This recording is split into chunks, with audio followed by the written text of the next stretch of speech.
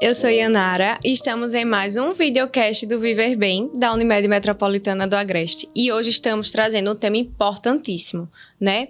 Que é os gatilhos e a prevenção da asma. A gente sabe que respirar é uma questão automática, fisiológica do ser humano, né?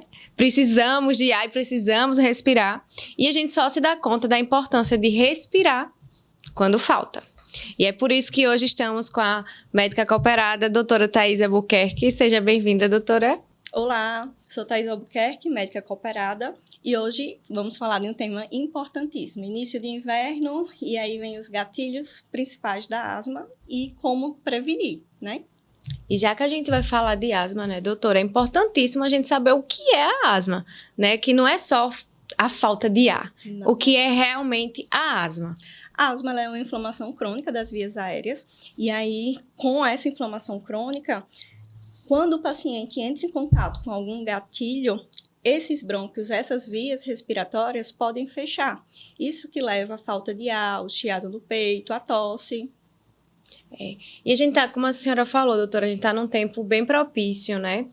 Vamos trazer uma informação aqui para a população. As gripes podem trazer essa falta de ar em quem é asmático. Sim, infecções respiratórias são um dos principais gatilhos, né? E aí o tempo está propício, com esse friozinho, comecinho de inverno aqui nessa nossa região, facilita os principais gatilhos, que são...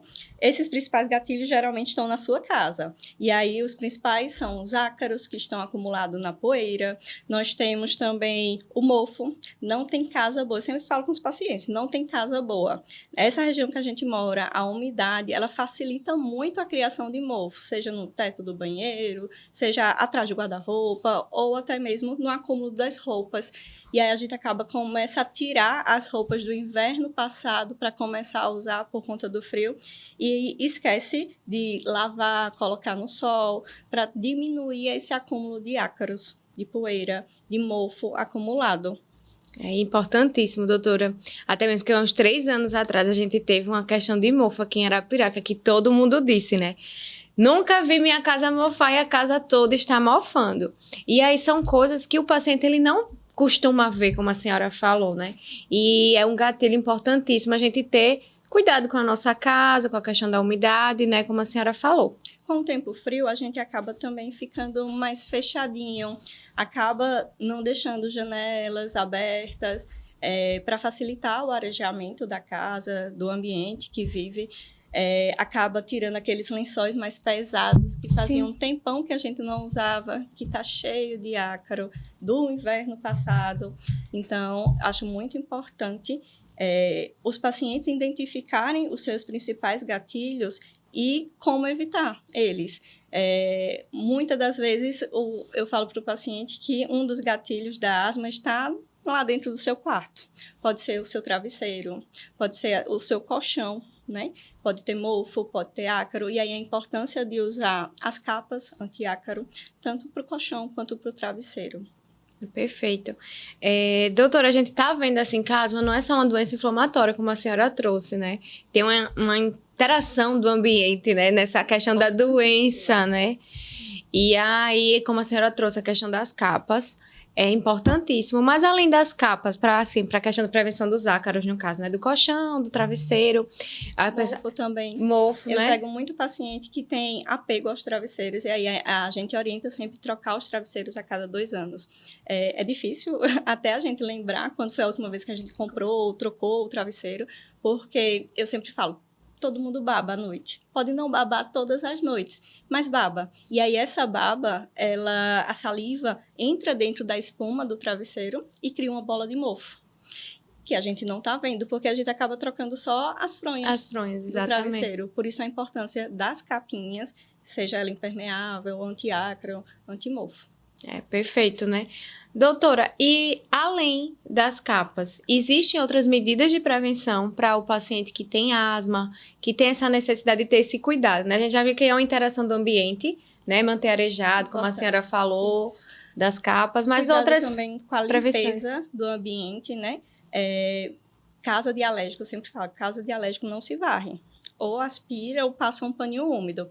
Porque ao varrer, a gente acaba não percebendo e não vendo. Mas a poeira, ela entra em suspensão. e fica ali em suspensão durante algumas horas, até se depositar de novo no chão ou no móvel. Então, acaba que não ajuda muito varrer. Realmente tem que passar um pano úmido para ele grudar a poeirinha e levar a poeirinha embora, ou o aspirador. Outra coisa importante agora, principalmente para quem tem filho, né, que frequenta a escola, os escolares, já deve ter percebido a grande quantidade de viroses, de infecções respiratórias, que é uma das principais causadoras, do principal gatilho para asma. Para aquele paciente que estou atendendo muito em consultório, o paciente que vinha há muito tempo compensado e acaba descompensando por conta de uma infecção respiratória. Uma gripezinha pode levar à descompensação. Então, o vírus, bactéria também, né, que a gente pode trazer, ele vai fazer também a inflamação maior no próprio pulmão, brônquios, né, doutora? Outra coisa importantíssima que eu pego muito em consultório é aquele paciente asmático que achou que ficou ótimo, sem sintomas, e deixa de usar a sua bombinha de manutenção. É um grande erro para quem é asmático. Eu sempre tento comparar para que o paciente entenda um paciente hipertenso, que faz uso regular, toma todos os dias o seu remédio para pressão. Quando a pressão dele está controladíssima, ele deixa de usar o medicamento? Não, né? E aí eu tento levar isso para o paciente para que ele entenda que para a gente controlar os sintomas da asma, para a gente controlar a asma, eu preciso que ele use regularmente a medicação de manutenção, a bombinha de manutenção, que é corticoide inalatório. E aí, quando a asma está controladíssima, eu preciso que ele continue usando a sua bombinha de manutenção. Não ficar usando apenas de resgate, porque a inflamação é uma inflamação crônica. Ela continua lá nos brônquios, nas vias respiratórias do paciente. Se ele estiver usando a sua medicação de manutenção, que é o corticoide inalatório, essa inflamação fica controlada. E aí, se ele entrar em contato com algum gatilho, muito provavelmente ele não vai descompensar. Mas se ele para de usar porque os sintomas controlaram e aí ele está sem sintoma nenhum, a inflamação volta a acontecer. E aí, se ele entrar em contato com algum gatilho, provavelmente a asma vai desencadear sintomas, vai ter sintomas. Isso. Importantíssimo, doutora, você trouxe um ponto quando você fez a comparação com o hipertenso. Porque a asma é uma doença crônica, Exato. né? Uma doença crônica, não transmissível, igual a hipertensão. A gente tem controle, o hipertenso pode ter controle, mudança do estilo de vida, uso da medicação. Regular. E a mesma coisa acontece com a asma, né? Mudança do estilo de vida também, que é importantíssimo, que a gente sabe que a mudança do estilo de vida não impacta só no nosso pulmão, mas como no nosso corpo todo, pela questão inflamatória. A asma é uma doença inflamatória, como a gente acabou de descobrir aqui, e a gente sabe que o nosso estilo de vida pode inflamar nosso corpo como um todo. Além desse erro, doutora, assim, que é muito comum as pessoas abandonarem o corticoide, vamos dizer assim, inalatório, que é a medida de prevenção. Existe algum receio das mães, porque existem algumas bombinhas que davam taquicardia, que é o batimento acelerado. Você acredita que ainda existe uma resistência do tratamento por conta disso?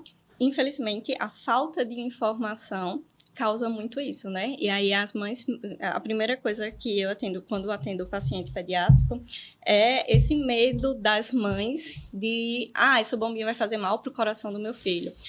Por quanto tempo eu vou usar essa bombinha? A gente precisa tirar o quanto antes essa bombinha. E aí a maioria dos estudos, e isso tem estudo bem robusto falando que é melhor um paciente asmático controladíssimo, mesmo usando a sua medicação inalatória ao longo de anos, mais controlado, tendo uma vida normal, praticando atividade física, se alimenta melhor. E aí eu tenho muitos pacientes em consultório que fazem o seu tratamento com a medicação inalatória, com corticoide inalatório, às vezes até com broncodilatador, durante 10, 20 anos, tendo vida normal, sem internação, porque a asma está controladíssima, praticando atividade física, às vezes mais de um tipo de atividade física, controladíssimo, sem efeito colateral. Muitas das mães perguntam, minha filha aumentou o apetite, deve ser esse corticoide. Quando eu escuto o nome corticoide, e aí eu sempre tento reforçar, na bombinha é microdose de corticoide. Essa dose de corticoide predominantemente vai agir no pulmão. que é o local que está a inflamação. Se eu disser que não vai chegar nada na corrente sanguínea, mentira, mas chega um tiquinho. Mas é um tiquinho tão tiquinho que não leva a efeito colateral a longo prazo. O benefício de usar a medicação, se necessário for, corticoide inalatório, broncodilatador, a longo prazo, vai ser muito maior do que o efeito colateral que ele possa trazer. E um erro muito comum também, né, doutora? A gente falou das bombinhas, né? A gente sabe que existem as bombinhas de SOS ou de resgate, que é diferente da bombinha no caso de medidas de prevenção, no caso de controle. Mas a maneira de usar a bombinha? Um erro frequente, assim, depois de parar de usar a bombinha porque se controlou os sintomas, o segundo maior em consultório é o erro do uso da bombinha. E aí eu já peguei de tudo que é jeito. E aí eu sempre gosto de reforçar, você, asmático, tente levar na consulta regular com o seu médico, que ele acompanha, o pneumologista, a sua medicação inalatória. Porque todas as vezes, pelo menos eu faço sempre isso em consultório, todas as vezes, mesmo que o paciente já use aquela medicação, aquela bombinha, existem vários tipos de bombinhas, formatos, jeitos de usar totalmente diferentes. Mesmo que ele já use há anos, eu gosto de demonstrar sempre ao paciente, porque vez ou outra sempre identifica um errinho. E aí, às vezes, a asma não está controlada ainda por conta do erro. Exato, o erro no uso inadequado da medicação. Então, é importante o paciente asmático levar na consulta de acompanhamento com o seu médico assistente para que o médico demonstre para ele tentar confirmar se está usando adequadamente. Perfeito. Doutora, a senhora falou dos erros. Eu lembrei aqui de uma situação que eu já trabalho na parte de medicina preventiva, a gente trabalha com algumas crianças, que existem algumas mães que querem fazer uso das medidas preventivas só no inverno para a criança não gripar. É comum também isso no seu consultório? Muito, demais. E aí, realmente, nessa época do ano, quem é asmático vai ter tudo para descompensar. Porque a gente vai ter, principalmente nessa região que a gente mora, né? Tem os ácaros, que a gente acaba fechando mais a casa, tá mais frio, e eles se acumulam mais. Tem o mofo, que acaba se desenvolvendo mais. É uma região úmida, onde a gente mora, né? Vem aí o São João, as fogueiras, né? Verdade. Muita fumaça. E aí, se fosse só um dia no mês, só que tem Santo Antônio, São João, São Pedro. E ainda tem outros arraiais que as pessoas inventam e ainda fazem fogueira. Exato. E aí a fogueira é naquele dia, mas a fumaça pode apagar a fogueira, mas a fumaça daquela fogueira, ela fica uma semana ali. Então, assim, o que não falta é gatilho, além das infecções respiratórias, que realmente esse período do ano, esse ano até chegou antes. No Brasil. Geralmente, quando chega antes, nos Estados Unidos, é uma previsibilidade para a gente ter mais ou menos se vai chegar antes aqui, e aí esse ano chegou antes, geralmente é para chegar em maio, chegou em abril, por isso teve um adiantamento das vacinas. Uma coisa importantíssima em paciente respiratório e uma coisa que eu sempre reforço, as vacinas, né? Pacientes respiratórios, seja asma, DPOC ou qualquer outra doença respiratória, a vacinação, ela é importantíssima. Lembrar da influenza, ela tem que ser feita anualmente. Outra vacina importantíssima é a pneumovinte, que é relativamente nova aqui no Brasil, foi liberada a finalzinho do ano passado para cá, e aí nos Estados Unidos já tem a Pneumo 21, mas no Brasil a gente ainda não tem a Pneumo 21, apenas a Pneumo 20, protege contra 20 tipos de pneumococo, que são bactérias que estão diretamente relacionadas à pneumonia e à meningite.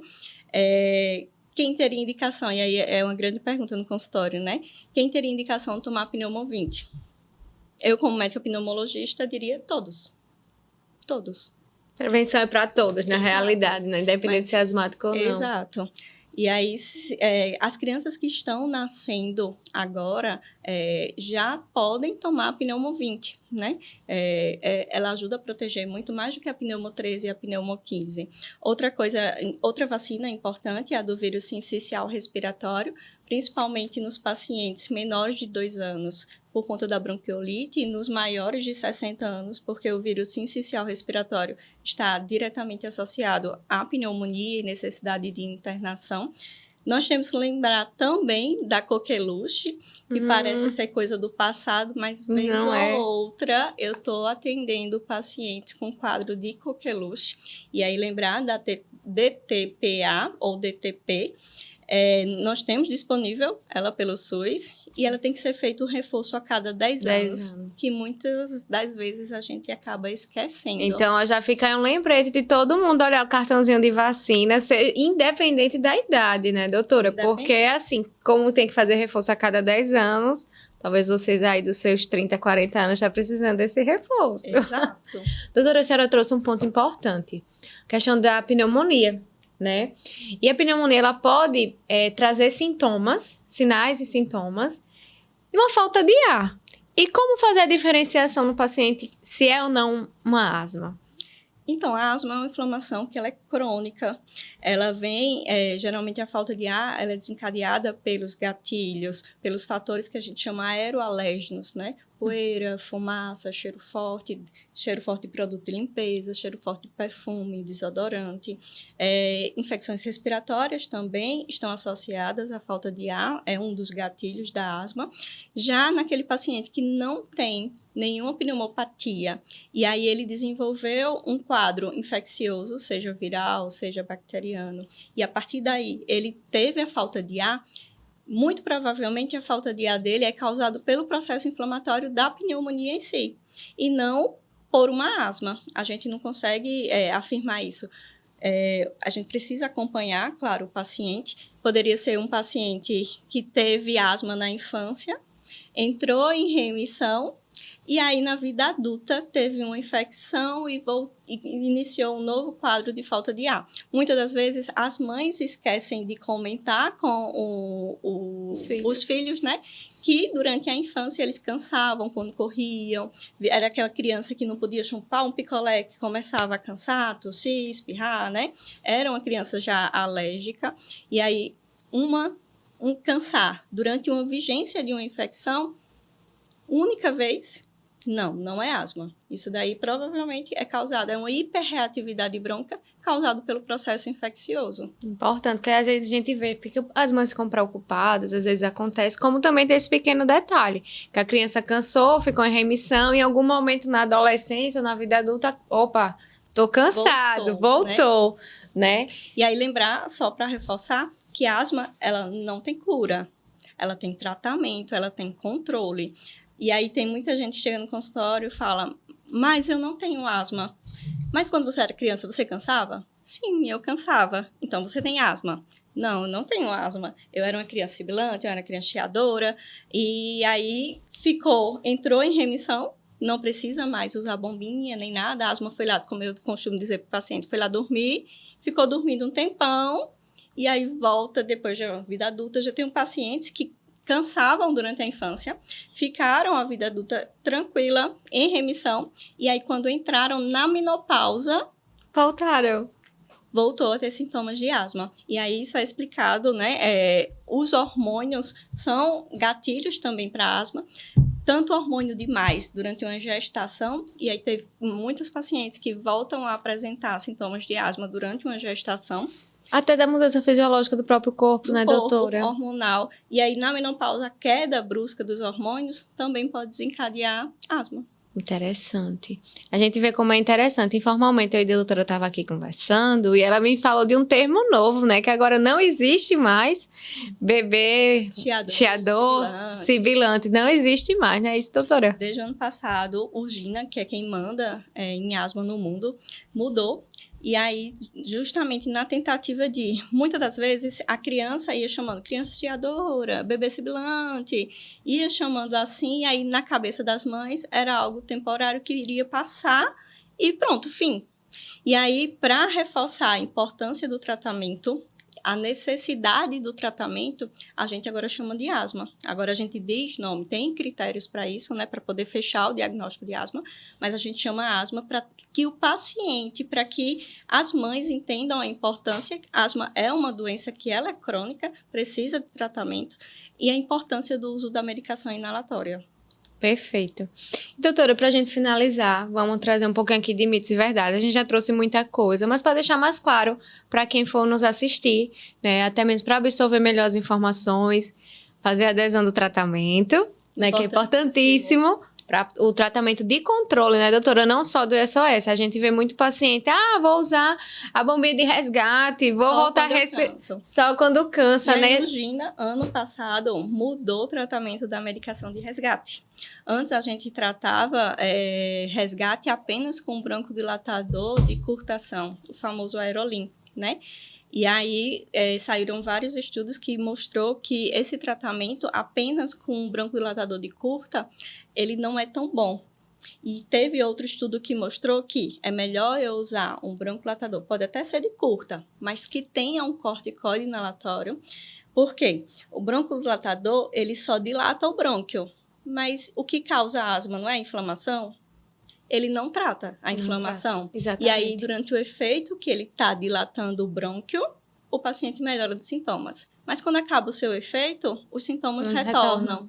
Então, agora o tratamento até para medicação de resgate mesmo, tem que ser feito com corticoide inalatório mais um broncodilatador. Se vão usar 2 bombinhas, doutora, tem alguma ordem melhor de fazer a bombinha inalatória? Desde que seja feito o uso do corticoide inalatório e o broncodilatador, pode ser feito uso em bombinhas separadas, mas também já existem bombinhas que as 2 medicações vêm juntas. Olha, um avanço, né? As mães agradecem. A gente sempre fala em consultório que para tratar asma a gente tem diversidade de medicações inalatórias. Várias. De várias formas, jeitos diferentes. Ou para a gente identificar, existe a bombinha certa para você, do jeito certo de usar. Para cada pessoa tem a sua bombinha, que é aquela que você vai se adaptar melhor, que você não vai esquecer de usar, porque é importante que o paciente use a bombinha regularmente, senão não está fazendo tratamento. Importantíssimo. Então, vamos lá, né? Fazer nossos mitos e verdades agora. A gente já trouxe algumas informações, mas só para deixar mais claro mesmo. Asma tem cura? Não. Tem tratamento, tem controle, mas cura não. A questão do tratamento ser só no momento agudo. É mito, é verdade? O ideal é que o paciente faça a medicação de manutenção para controle dos sintomas. Se for um paciente pouquíssimo sintomático, aí sim a gente pode tolerar o uso da medicação apenas nos sintomas. Mas, desde o ano passado, a bombinha de alívio agora tem que vir com broncodilatador e um corticoide inalatório. E para a gente finalizar esse videocast, né, de hoje, é importantíssimo a gente reforçar que falta de ar não é normal e não pode ser normalizada, né, doutora? Não mesmo. Asma tem que ser sinônimo de liberdade. O paciente com asma ele precisa praticar atividade física. Ele deve praticar atividade física, ele deve dormir bem, ele deve ter uma vida normal. E assim finalizamos nosso videocast do Viver Bem. E eu agradeço a presença da doutora Thaís Albuquerque, médica cooperada da Unimed Metropolitana do Agreste. A mesma atende no CIAS, no Centro Integrado de Atenção à Saúde, no período noturno, que é o antigo Memorial São Lucas, e na Climais. Isso. E eu que agradeço essa oportunidade. O que falta, às vezes, nem é o ar. O que falta é informação. Então, levar informação a esses pacientes asmáticos, eu acho que eles vão ter um ganho muito grande. Conseguindo identificar seus gatilhos, conseguindo prevenir as crises e saber que eles precisam fazer o tratamento de forma regular, fazer uso da sua bombinha de manutenção regularmente para conseguir o controle, eu acho que a gente vai ter muitas vidas salvas por aí. Então, que bom. Então, se cuidem.